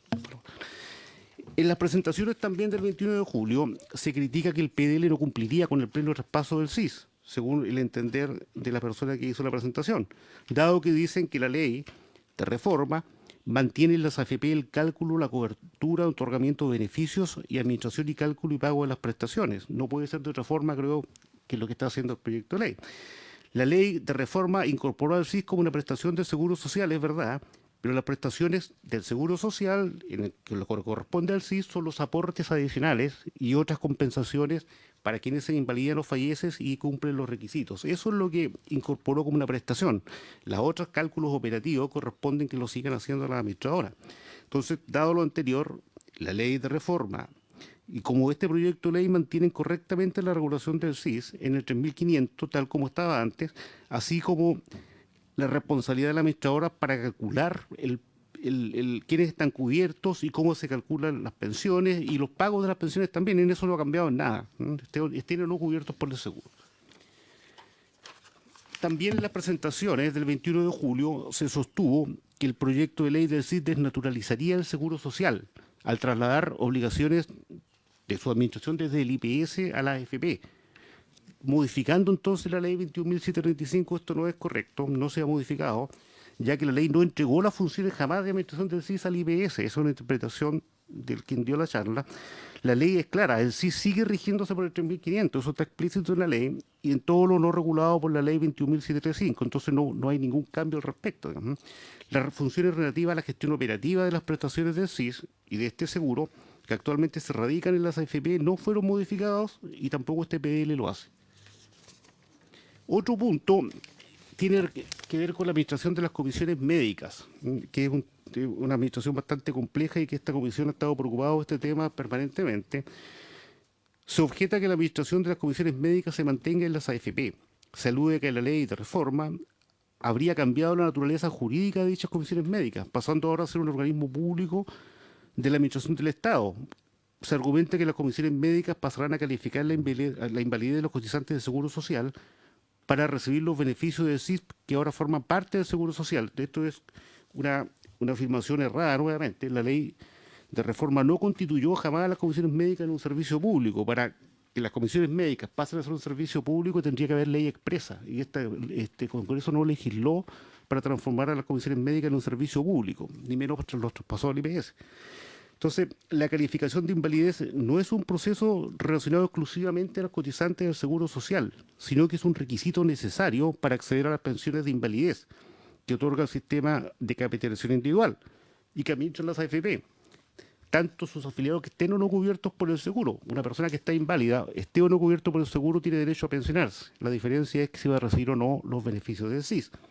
Por lo tanto, es coherente con la finalidad del sistema de pensiones que la AFP mantenga la administración de las comisiones médicas, dado que califican la invalidez de todos sus afiliados, estén o no cubiertos por el SIS y tengan o no derecho a las prestaciones del Seguro Social Previsional. Entonces hay un error ahí conceptual importante que hay que aclarar. Después, el tercer punto planteado en las presentaciones y que es un poco más complejo es el traspaso de siniestralidad entre el FAP y AFP. Efectivamente, lo que va a ocurrir a contar del próximo año es que cuando el SIS pase a ser financiado a través del FAP, los contratos de seguro que se van a suscribir entre el FAP y su administrador y las compañías de seguro de vida que se adjudiquen las licitaciones. Aquí hay un tema que es un tanto complejo, que es cómo se termina la relación actual de las administradoras previsionales con las compañías de seguros de vida y se traspasan al FAP. Lo que hay en el último contrato, el contrato dura 12 meses, por lo tanto todos los siniestros que se producen en el periodo que dura el contrato son cubiertas por las compañías que se adjudican la licitación. Sin embargo, terminado el contrato, hay una cláusula que dan 6 años no sé si decirlo de gracia, ahí me corrigen los expertos, son como 6 años de gracia. Terminado el contrato, que cualquier siniestro ocurrido en los 12 meses que duró el contrato, pero que no se haya liquidado en esos 6 meses o que no se haya reportado, pero si aparecen los 6 años siguientes, tienen que cubrirlo las compañías de seguros de vida que estaban adjudicadas al contrato. Terminados esos 6 años, o sea, han pasado como 7 años ya, la compañía de seguros de vida cesan sus responsabilidades, le traspasan las reservas, si que quedara alguna, no es seguro que vayan a quedar reservas, las reservas técnicas que constituyen para cubrir los siniestros, se le traspasan a las AFP. Y las AFP, y esto lo dice la ley, son las responsables del pago de los siniestros. Esto es importante. O sea, las AFP no salen de la responsabilidad del pago de los siniestros. Si se produce un siniestro ya al 7º o 8º año, por alguna razón aparece un siniestro, la AFP tiene que pagarlo. Si tiene reservas técnicas que les pasó a la compañía de seguros de vida, la AFP lo hace con cargo de esas reservas, y si no tiene, lo tiene que hacer con cargo de su patrimonio. Eso es lo que está hoy día en las leyes. Entonces, lo que se señala acá es lo siguiente, en las presentaciones, que este fue un aspecto complejo porque se tocó al menos en 2 presentaciones y son contradictorias entre ellas. En una se dice que previo a este PDL, las AFP no enfrentan riesgo de siniestralidad alguno, puesto que las reservas especiales acumuladas respaldan en el tiempo todas las obligaciones contingentes, presentes y futuros de los contratos liquidados. Esa afirmación no necesariamente es cierta, puesto que las reservas técnicas son una estimación probabilística de los siniestros. Por lo tanto, pueden ser mayores o menores que los siniestros que se han constituido, y las AFP, por lo tanto, si no alcanzan estas reservas luego de terminado la vigencia del contrato, tienen que responder con su patrimonio. Entonces sí enfrentan riesgo de siniestralidad. Después dice que se produce una discontinuidad del sistema. El PDL obliga a que cualquier saldo acumulado de las reservas especiales a junio del 2033, que sería la fecha en que terminarían las responsabilidades de las administradoras y pasarían al FAP, se traspase íntegramente al FAP para futuras rebajas de cotización de empleadores. Eso es cierto y así está planteado en el proyecto de ley.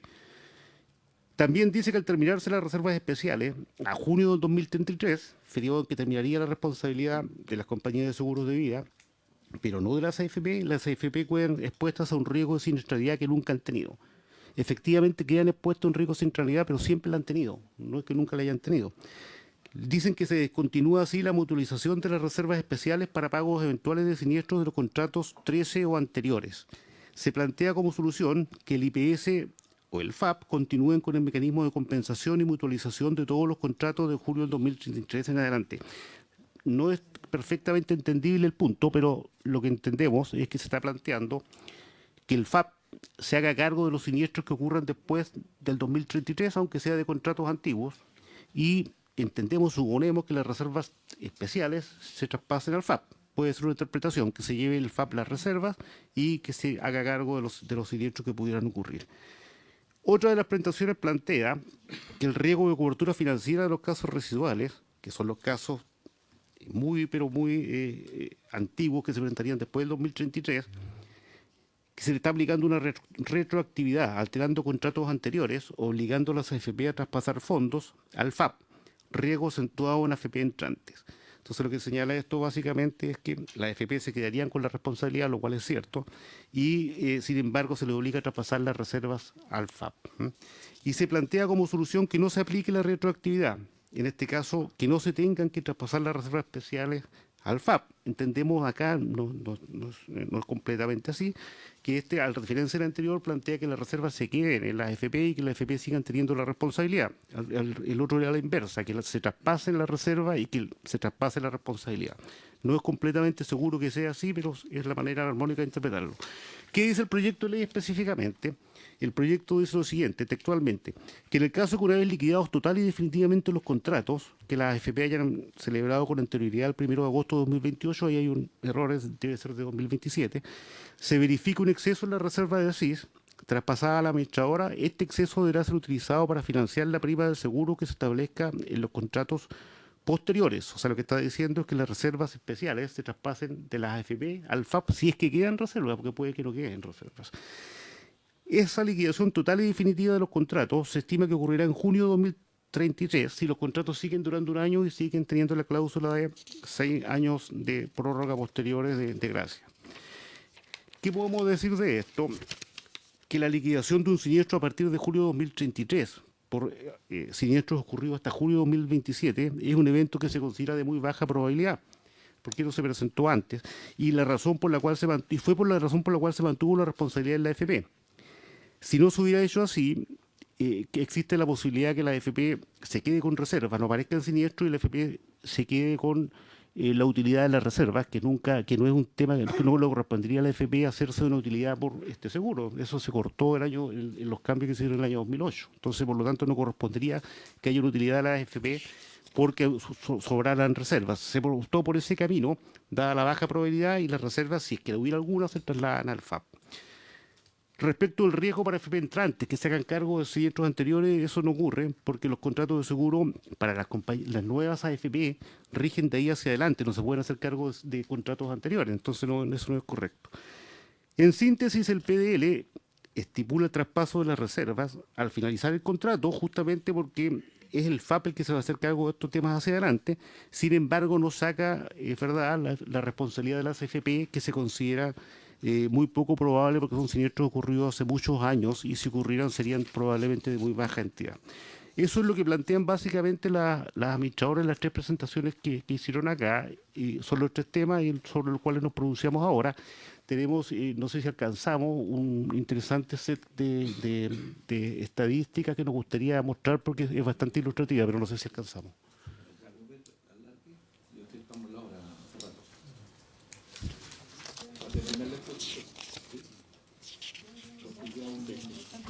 Presidente, usted nos tiene convocados para votar también, ¿no? ¿O no? No, ya.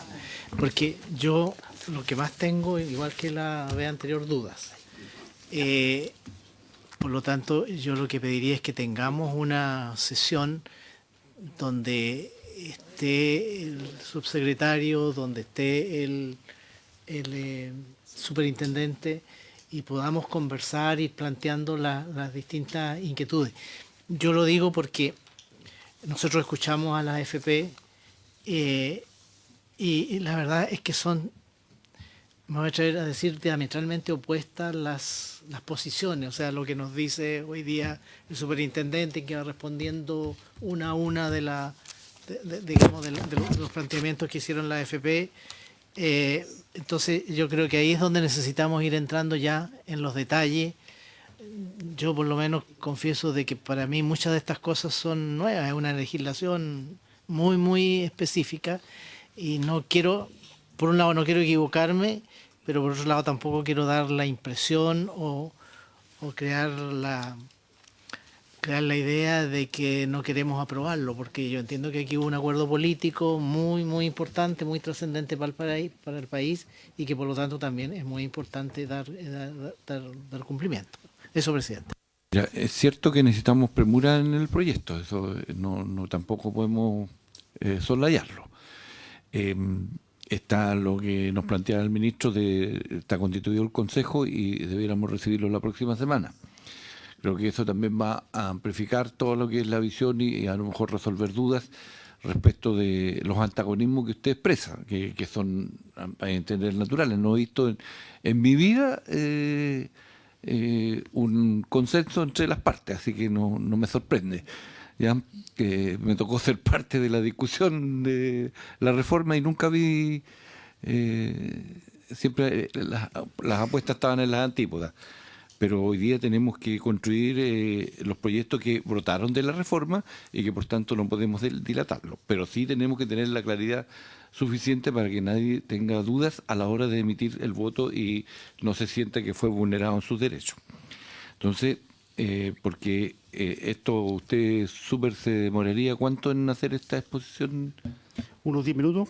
10 minutos para terminar este documento. Y yo lo que quiero proponer, no vamos a votar hoy día para la tranquilidad de todos, la próxima semana recibimos al Consejo y conversamos y ahí acordamos el proceso de votación. ¿Les parece? Para que haga de esto lo que falta. Es que es súper importante tener, para no dejar pendiente cosas para la otra semana. Gracias. Pero en ese mismo tenor sería interesante que en esa sesión, donde vamos a escuchar justamente el Consejo, podamos tener también la presencia del superintendente para abordar en el primer espacio de tiempo las consultas, porque obviamente eso es lo que queremos que se garantice. ¿Ok? Perfecto. Y sería mucho abusar de la asociación de aseguradoras, porque también yo creo que es muy interesante la exposición que hicieron. Yo tengo varias preguntas también. ¿Sí? Es, Pido a ambas partes la paciencia del caso. No sé si el lunes, a lo mejor capaz que convoquemos, eso lo tenemos que ver, si es que pudiera ser. Pero por de pronto, para la próxima sesión, cuando sea, el súper y la asociación les pediríamos que estuvieran presentes. Con las excusas del caso, por los tiempos, ustedes vieron que hay una contingencia que no podíamos dejarla pasar. Gracias, muy amable. Entonces, dilatamos 10 minutos esto y súper haga la exposición de lo que está pendiente. Señor presidente, por su intermedio, preferiría que nuestra intendenta Úrsula Scharhaus pudiera hacer esta parte. Ok. Ok, por su intermedio, presidente, saludar a todos los presentes. Voy a hacer una exposición respecto a las principales estadísticas del seguro. Primero que nada, bueno, levantar acá el número de solicitudes y la tasa de aprobación por año cubiertas por el SIS. Podemos ver, y esto es parecido a lo que mostró la asociación anteriormente, desde el 2004 hasta el 2024 han aumentado de manera importante las solicitudes. Si es que vemos los años 2016, por ejemplo, vemos que habían 19.780 solicitudes y esto ha aumentado al 2024 en un 77%, llegando a 35.000. Pero es importante también destacar que al mismo tiempo han ido disminuyendo de manera relevante los dictámenes aprobados. Entonces eso es bien relevante levantar que teníamos órdenes de aprobaciones cercanas al 72% y lo que tenemos actualmente es 46%. Entonces ahí hay en el fondo un aumento de solicitudes, pero también una caída en la tasa de aprobaciones. Una respuesta, también, es una respuesta categórica respecto de las dudas que tenían algunos de asimilarlo a los hechos de las licencias, o sea, de bajar de un 72 el 2008 al 46% de aprobación de las presentaciones. Creo que es drástica la situación. Entonces se mantiene el rigor, no hay puerta abierta y el sistema garantiza el buen funcionamiento. Sí, acá es importante notar, y esto lo levantó también la Asociación de Aseguradores, que un importante porcentaje, más de la mitad de este aumento de solicitudes se explica por razones demográficas. Han aumentado el número de afiliados, entonces obviamente eso va a aumentar el número de solicitudes y también ha cambiado la estructura etaria de los afiliados. Se ha envejecido la masa de personas que trabajan y eso también ha llevado a que aumente obviamente las solicitudes porque estas son mayores en el grupo de mayor edad.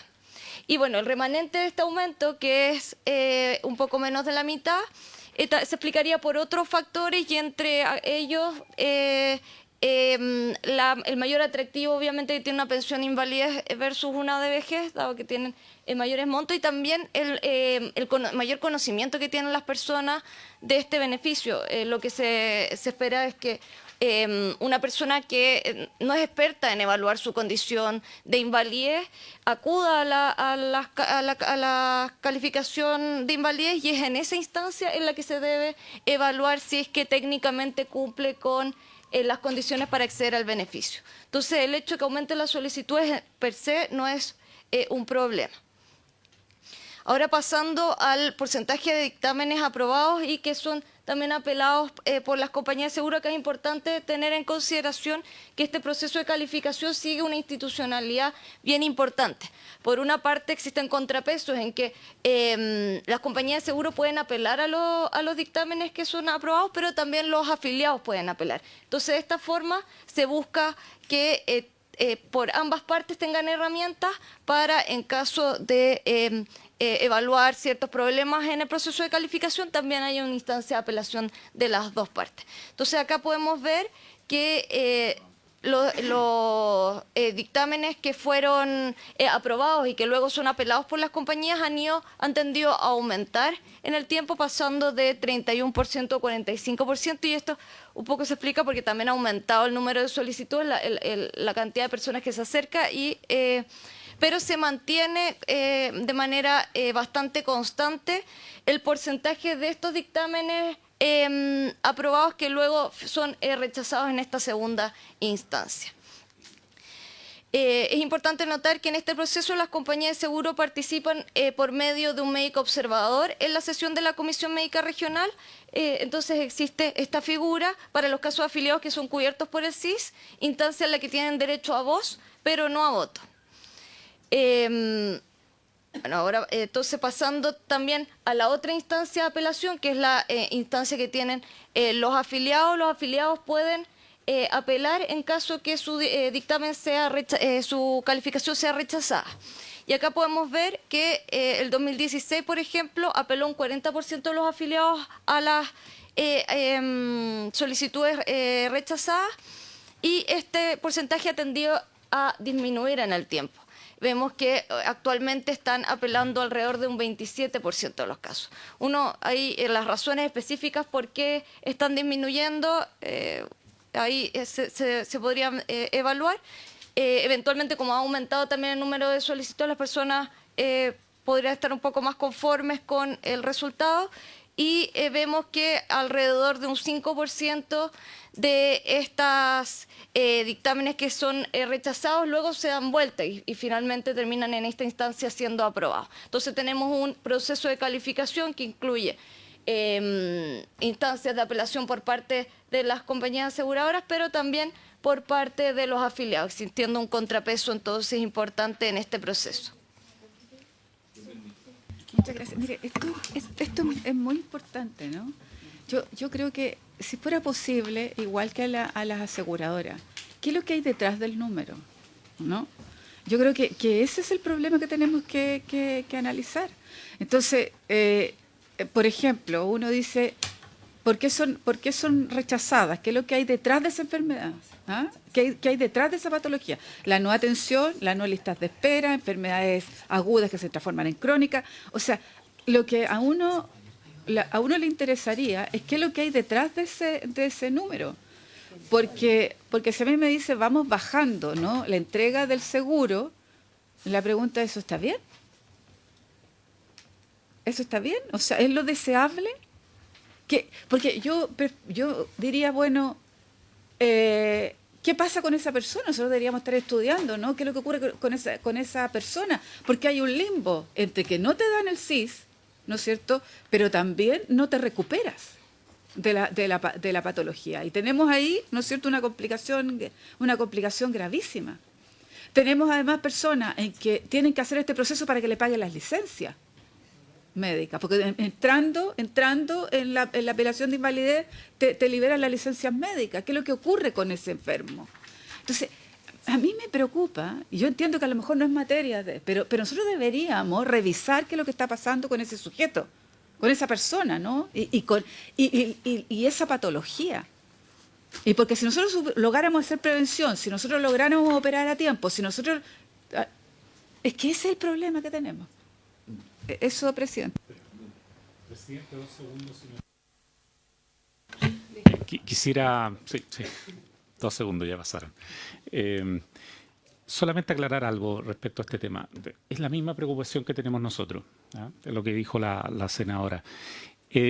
La invalidez, la cantidad de inválidos se ha duplicado en 15 años. Entonces, esa es una primera señal súper alarmante para el país, porque uno dice, ¿por qué tenemos el doble de inválidos de hace 15 años? Tenemos una crisis sanitaria, hay un problema de accidentes. ¿Qué es lo que está pasando?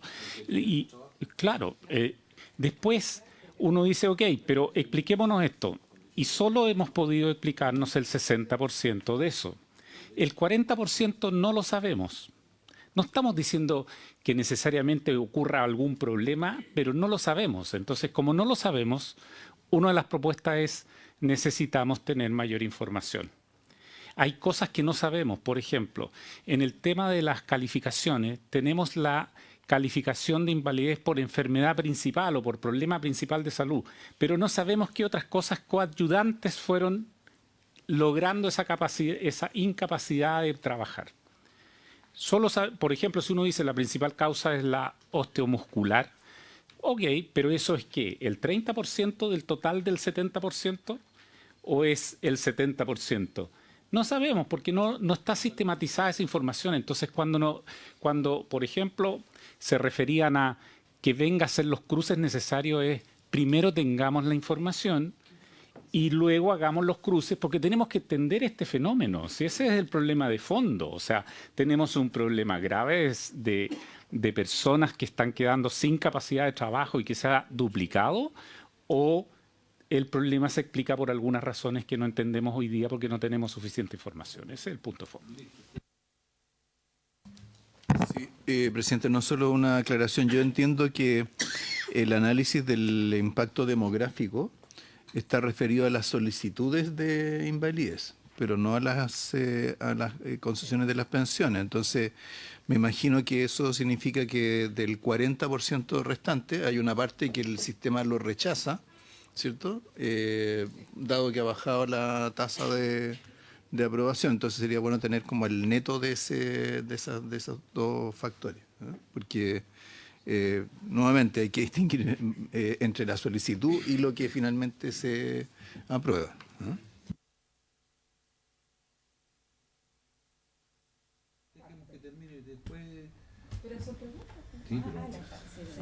Ya, perfecto. Bueno, por su intermedio, presidente. Ah, perdón.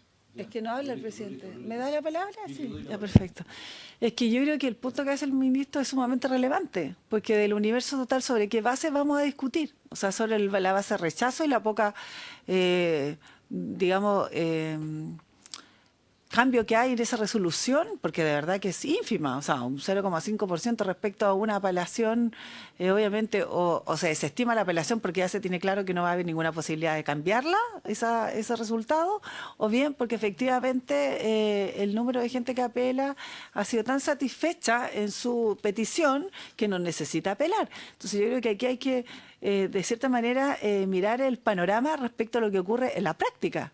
¿Cuántas de las solicitudes son aprobadas rechazadas? ¿Cuántas de las rechazadas son las que efectivamente logran una resolución a favor que permita, cierto, que la aseguradora sustente la petición que hoy día están haciendo, digamos? Eso como en la práctica. O al revés. 15 segundos. Las comisiones médicas deberían tener toda la información de la persona, ¿no? Nosotros deberíamos saber ahí cuáles son las patologías, independientemente cómo la voy a caracterizar de su gravedad, ¿ah? Pero deberíamos tener además ahí el tipo de trabajo que se tiene. Porque también yo creo que tenemos que analizar el tipo de trabajo. Podríamos analizar perfectamente la clasificación socioeconómica de ese... O sea, lo que quiero decir es que la información está. Lo que no está, claro, pero ese es un... Y permítanme decirlo, si yo fuera ustedes, que no lo soy, menos mal, uno debería saber exactamente esta información así, ustedes. ¿Qué tipo de enfermo tengo? ¿Ah? Entonces, esa información es fundamental para la toma de decisiones de este seguro, ¿no? Eso.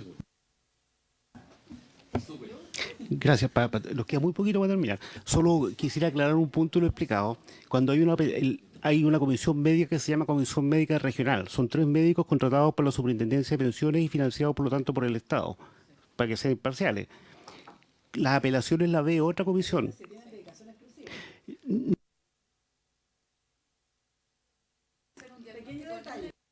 Ya, pero ya, cuando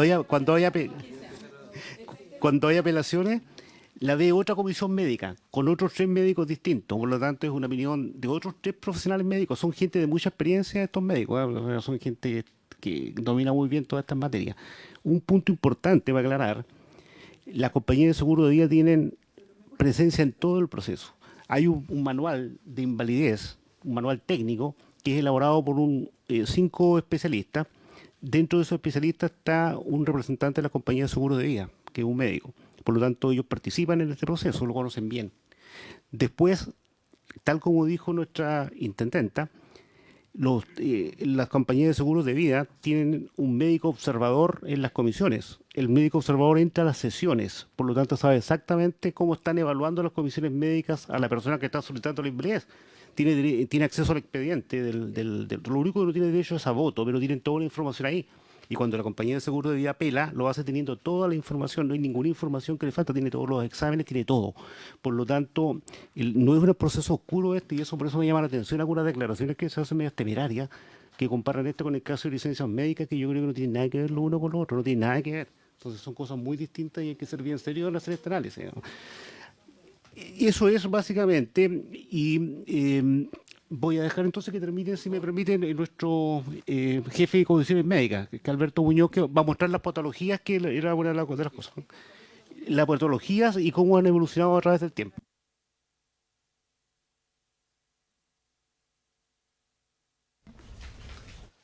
Lo que ha pasado respecto a las patologías, que era una pregunta que hacían las compañías.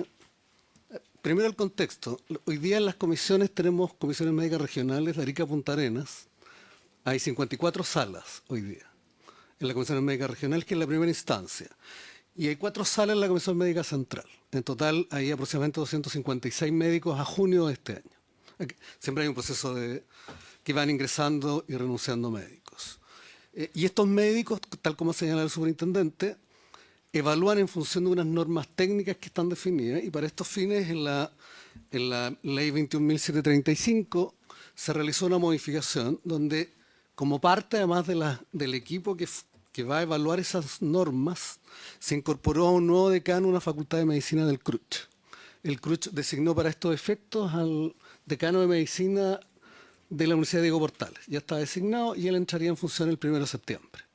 Por lo tanto, tal como se ve el superintendente, hoy día ese comité que revisa y evalúa las normas va a estar conformada en su gran mayoría por médicos, cosa que antes no ocurría porque había un representante de la AFP, cosa que hoy día no va a ocurrir a partir del 1 de septiembre y que este Congreso lo modificó. Por otra parte, lo que ha ido aconteciendo con el paso del tiempo es que efectivamente han aumentado las solicitudes. Hoy día hay aproximadamente 100.000 solicitudes. De esas 100.000 solicitudes de calificación de invalidez, aproximadamente un 35% son de personas, de afiliados que están cubiertos por el seguro de invalidez y sobrevivencia. Hay un 34% que son del mundo del IPS y el restante son personas no cubiertas. Para todas estas personas, los principales problemas de salud se han mantenido relativamente constantes, son 4. Tal como señalaba la aseguradora, el principal son del aparato locomotor, columna, extremidades inferiores y superiores. La segunda son neurológicas, las terceras son psiquiátricas y las cuartas son oncológicas. Cuando uno desglosa esas patologías, lo que uno encuentra es que son distintas dependiendo si la invalidez parcial o si la invalidez total. Tiene más relevancia la invalidez total, ciertamente los problemas oncológicos, y tienen menos relevancia las psiquiátricas. Ahora, lo interesante de esto es que las normas están construidas de una forma tal de que uno puede evaluar de que en un periodo entre el 2016 y el 2024 no ha habido un gran cambio estadístico respecto a sus principales problemas. Lo que uno esperaría epidemiológicamente hablando es que no ocurrieran esos cambios. Si hubiésemos tenido efectivamente un cambio de relevancia fuerte al interior de esos problemas de salud que explican el 60,1% del total de solicitudes, lo que uno habría dicho es que aquí hay un problema de definición de la norma. Tal como plantea el presidente, la norma está configurada de forma tal de que efectivamente recoge adecuadamente los principales problemas y de manera permanente en el tiempo. Ciertamente esto se revisa, acá hay un proceso de revisión en general cada 2 años, que va revisando y efectivamente va incorporando nuevas evaluaciones, nuevos antecedentes, nuevos exámenes según el avance de la medicina, que como todos sabemos es de rápido desarrollo. Y por último, acá están las cifras agregadas del gasto del proceso. En moneda de junio de este año son 56.000 millones de pesos. Las cifras están expresadas en millones de pesos, cerca de 57 millones de dólares, dependiendo del tipo de cambio que uno considere. De esos, el principal aporte proviene de la AFP, que es cerca de 21.000 millones de pesos. En segundo lugar, de las compañías de seguro de vida y en tercer lugar del IPS con casi 13.400 millones de pesos. Y ese 12,02% que está ahí es el presupuesto de la Nación para la contratación de los médicos que se mencionaba hace un momento atrás.